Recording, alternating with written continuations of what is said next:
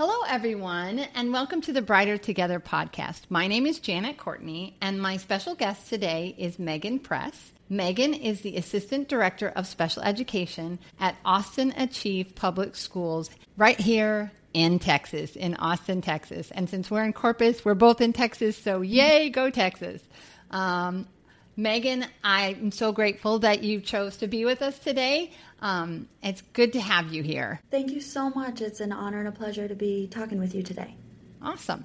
So tell everybody about Austin Achieve Public School and what your role is there. Absolutely. So Austin Achieve is a tuition-free, open enrollment public charter school.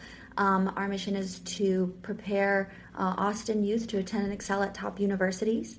I help run the special education department here at our high school campus as well as our Pflugerville campus. So I serve scholars with exceptional needs all the way from early childhood at our Pflugerville campus up through our 18 plus programming at our high school. Awesome. So you're busy. That's true. Yeah, absolutely. I serve quite a few students and their families, and I do everything from coaching teachers to case managing students individually. I run a lot of our transition programming, and I also support with some of our evaluations. So needless to say, my day is kind of like Mad Libs and wear a lot of hats. Yeah, for sure. So what would you say is probably your biggest challenge? I know there's lots of challenges, but what is the biggest challenge right now, 2025? What is the biggest challenge you face right now? Ooh. Well, 2025 has thrown some unique challenges our way. Not the least of which being, I'm sure we've heard some comments coming out of the officials in the federal government that are less than asset-based around individuals with exceptional needs. That's a pretty big challenge heart-wise. But logistically, I would say my biggest challenge is finding enough hours in the day to give every kiddo the attention I think they should have. Mm-hmm. Yeah. And then, so what advice would you give to a new educator that is heading into their first leadership position? Well, that's a really good question. I think there's this idea that, when I was in the classroom, I was in the classroom for 10 years before I stepped into leadership. This is my third year in leadership. Mm-hmm. And I was like, okay, I love teaching. I love being around kids. I love being in the school. But I think I need maybe to grow my influence, to grow my impact. And that is certainly something that you get to do in leadership, which is pretty cool. But you can't overstate the incredible impact that a teacher has on a day-to-day basis. Mm-hmm. So I would just say, for a teacher who's stepping into leadership, is from my very, very narrow experience, don't lose touch with the kids, mm-hmm. And keep your student-centered passion forward, and you can't go wrong. Yeah, that's really great advice because it's easy to. It's easy to get bogged down in the budgets and the paperwork and the mire of all of that stuff that has to be. I mean, it's important stuff. It's not it's a part of the job, but keeping focused on why we have those budgets and why we have those meetings and why we have all of those the paperwork that has to be done. Have you found in you guys are in Austin, so you're in a really big town. Have you found keeping and finding quality staff an easy task, or is that part of your job as well, like hiring and recruiting and getting the right people in the right seats? It is. I do have the pleasure of being a hiring manager here at Austin Achieve, and we are currently hiring. There you go. See, and we'll give you a chance to plug that at the end for sure. Yeah, that's great. So, I think one thing I will say is no organization is perfect, but I love Achieve because of the people that I get to work with. I work with such incredible, dedicated educators. But in in contemporary times, we know that it's hard to find people who are willing to do tough work for less pay than they might make if they made a pivot into the tech industry or whatever other folks are doing who decide to leave education. And no shade to anyone who decides that this isn't their calling or maybe that this isn't sustainable for their lives or for their family. But I think, especially in Texas, we know there's a shortage of dedicated quality educators. And so it is sometimes hard to find the right people for the right job. Right now, I'm so grateful for the team that I have around me. I have incredible teachers on my team, amazing paraprofessionals. We have wonderful SLPs. We have even our evaluation staff. I mean, they're super committed to the work we do on a day-to-day basis. But that said, every year there's an opening. Every year there's someone who is kind of making a pivot or, leaving education. And I'm pretty proud to say, like, nobody has left my team who wasn't leaving the state or the field. Nice. Yeah. No one's been like, oh, I'm going to go work for this other school. Everyone who's leaving my team is like, I'm going to California or I'm going into data annotation, whatever it may be. But there is always, a shortage of folks who, it's tough work. Yeah, it is hard work. And the grass always looks greener, over there. You're looking at the grass over on the other side of the fence, and it's not always greener. It's definitely not always greener. So when you have a good team, that's one of the things we say at Lighthouse is, we get good people. We want to take care of them. You want to make sure. And it's people. I mean, it's just, like I said before, it's people. That's what is important. So how do you, as a leader, navigate this constant shifting? We talked a little bit about Washington, what they're doing, and and we don't know where there's no outcome yet. We don't have an outcome from all of that, but there is a political arena, and without us getting too political, because I don't want to go there, but. How are you guys navigating and preparing for some of the changes that might be coming? Is there even a way to do that? Or, what is the conversation around the table at lunch with your leaders been, or in the meetings like, oh, what are we going to do? Yeah, I think a blessing and a curse of being a pretty small organization is that we're kind of always looking at the thing that's directly in front of us.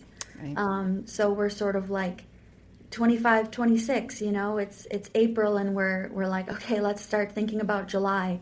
And so it's almost like it's like we're not even there yet. We're not even to the point of thinking past 25, 26. And one thing we've been assured is that the funding for 25, 26 is secured. Right. Nothing can be changed about those things that are already in place. And so we're just kind of dealing with what's immediately in front of us. For me personally, I know like releasing control of the things that we kind of can't predict yet. Right. Yeah. But it's a hard place. We get a lot of questions from families, especially those who say, hey, if the Department of Education gets cut, do we still have IEPs? Yeah. And all we can tell them is what we know in the immediate, right? We know right now for this year and for next year, nothing there will get touched. And no matter what comes down the road, we're going to do the best things we can to take care of your kiddos. Well, and the other thing that I love to tell people, because it's true, is IDEA is a law. It's not the money and the federal Department of Education does not dictate the law. They might dictate where some of the money goes, but the law itself, I don't think, I and this is just, again, I'm sharing my opinion. It's an opinion like everybody else has one, right? But IDA is a law, and it's been a law since the 70s. So I don't, even with the changes, I'm confident that special education isn't going anywhere. Kids with disabilities aren't stopping. We're still going to have to service those children. So for me, I just go, and you're absolutely right. There is not anything that we can, I've learned this. Especially you start your own business, you just go, Deb, there's not enough money. Well, there's not. Well, we're going to figure it out. We're going to figure it out. We're going to keep going. And I'm a Christian. So for me, I pray. I just go, okay, God, you wanted me to do this. Help me to figure it out so that we can be successful. And he has. I mean, I'm grateful for what we have and where we're going and what's happening. But I can deal with today. I can deal with what God has given me today and know that today is, what did Jesus say? Don't worry about tomorrow. Tomorrow has enough trouble. Today has enough trouble of its own. We don't have to worry about tomorrow. So, trust that he's got the plan and, but that's what I do. So. Yeah. I'm an optimist without a cause there you go. in many circumstances. So I'm always like, it's going to be fine. And then if it's not, we'll figure it out. Right. But right now it is. And so let's let it be fine. Yeah. And the kids need us to be fine. They really do need us. I think that when we escalate and when we escalate our concerns, it does. I mean, you can see it in your students and you can see it when you're having a bad day. It's like when you have a new mom with a new baby and the new baby's colicky. Half the time it's because the new mom just doesn't know how to not, project onto her child. I had that with mine. And once we calmed down and stopped running around trying to do everything perfectly, gosh, she became a really good baby, right? So, I agree with you. There's definitely, one day at a time. Let's take it one day at a time. And let's serve the kids. Let's just keep focusing on the kids. Right? That's right. That's good. Okay, let's see. What leadership style or tactics? You kind of touched on it with being an optimistic, but what do you do when you have a conflict or when you have? It sounds like you have a pretty good team and you don't have a ton, but when conflicts come up, what style of manager, what style of leader do you feel like you're using with your team that helps you to be effective? Well, I'm definitely still learning. And I think, I could be in leadership for 10, 20 years and still be learning. Yeah, for sure. We're lifelong learners. Absolutely. Aren't we? One hopes. But yeah, really. I've been, I think with my team, I have been really fortunate, but nothing's ever perfect. And when I approach a conflict, I always think like there's never a problem in a person, especially not in a child, but the problem doesn't live in another person. But the potential solution does. And so I think if I want to approach a conflict with someone on my team, I always want to approach it trying to understand their point of view, approach it with empathy, and then we can always come to a solution together. One of my kind of like current passions that I've been investigating is nonviolent communication, and I'm a little late to the party, but the whole premise being that everyone has universal human needs, and if we focus on the needs rather than the sort of behavior someone exhibiting or the strategies we're using to fill those needs, we can always arrive to solutions together. So lately, when one of my team members wants to come to me with something that's going on, instead of sort of like jumping straight into solutions or, I've never really been like judgmental or negative, but that is something I've seen in managers or leaders in the past. I want to say like, it sounds like this is happening for you. You must be feeling X and you might need Z, and try to see if we can find a solution together. Yeah. And you're employing active listening too. You are definitely listening to what their needs are, and empathy and active listening go hand in hand. I mean, it's definitely, I always tell people when we have a conflict, cause I get the bad problems, as the CEO of the company and the owner of the company, when something breaks, most of the time my team handles it with grace. And there are just some things where when something happens and it gets to me, it's become a bigger problem. So, you go, my first thing because the customer is always right. The first thing I tip, I'm sorry that happened. I'm sorry that this has transpired, and we as a company will, and our team will do everything we can to make it right. You've had an angry mom before, I'm sure, and they come to you and they're like, they've taken whatever it was and from their worldview, right? And that's the other thing. Everybody has their own worldview and their own idiosyncrasies and past backgrounds and just, so they can hear something that may be triggering to them that you wouldn't even think would be triggering, right? And then you go, okay, well, so that's kind of when I'm talking to different people about what happened, there might have been 3 or 4 people in that room that heard the same thing. Well, they're all going to interpret it just a tiny bit different because they all have their own worldview and their own. So I always try to find that middle piece, right? Where can we come to what happened in the middle? And sometimes the relationship is broken. I mean, it just is. And we will trade out a therapist or something. And I never tell the therapist, it's not your fault that I'm taking it away. Or if it was, I will say to them, let's talk about how you handled that, and coaching is a big part of it too, right? But I always say there's always a middle ground somewhere. The truth is in the middle of everybody's interpretation of what happened. And we try to find that common piece and never, there's no blame games, right? No blame games. How many times do you see kids, blaming each other for something gets broken, right? We were really good at that. I'm the youngest of 4, and it was easy to blame. Well, I didn't do it. Well, my dad used to say, nope, not me is here today again. Not me did it. So, yeah. Well, whenever a situation like that arises, especially with the kids, but really with anyone, I always say, like, you can't control anyone else's actions. I don't want to talk about anyone else's actions. I want to talk about your actions and choices. Right. Yeah. I don't want to talk about someone else's actions and choices. I want to talk about your actions and choices. Of course, that comes long after empathetic listening. Right, absolutely. Yeah, there are definite stages of conflict resolution for sure. Yeah, we actually did a whole series on conflict resolution, and I don't remember how many videos we did, I think. Mark, how many videos did we do on conflict resolution? I don't remember and it had a specific name, didn't it?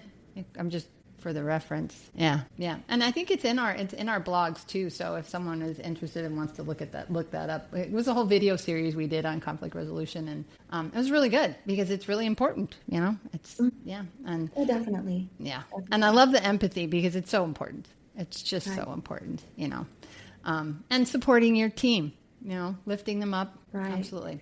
I would say my job is to be there for my teachers so that they can be there for kids. And then, of course, I also like to be there for kids a lot too. But at the end of the day, what I have to do in my job is be there for my teachers so that they can take good care of kids. And if we keep it student-centered, rarely will a conflict continue, because that's the common need for all of our team is to care for our students. Right. And it sounds like you've got that figured out, which is fantastic. And the kids win.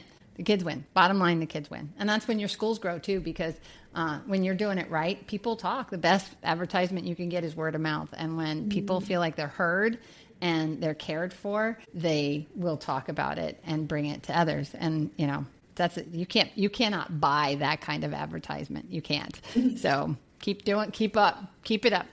All right. One last question, and I ask everybody this question at the end of the podcast. So if you could miraculously solve one challenge in the school, what would you want to solve? This is such a good question, and I'm so glad that I had time to think about it. Yeah, I gave you a warning. I usually don't, but I did give you a warning about this. And you told me someone else's answer that I think I probably would have maybe leaned in that direction too, which was about if every kid could come having everything that they needed. All their needs met, their physical needs needs met. Like all of their needs met, they're psychologically safe, they've got a full belly.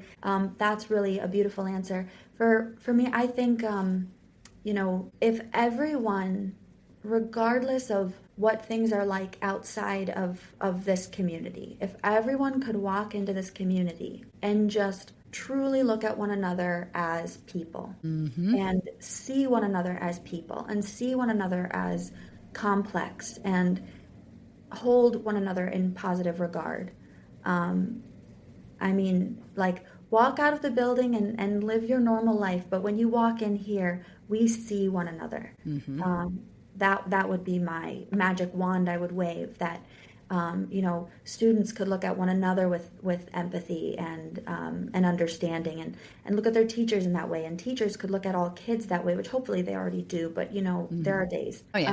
And, we all have and our teachers days. could see each other, and leadership could look at every child that way. The problem is never in the person, but the solution is. And so if we could see each other that way, that would be my magic wand. That would solve a lot of problems, wouldn't it? Yeah. It would definitely solve a lot of problems.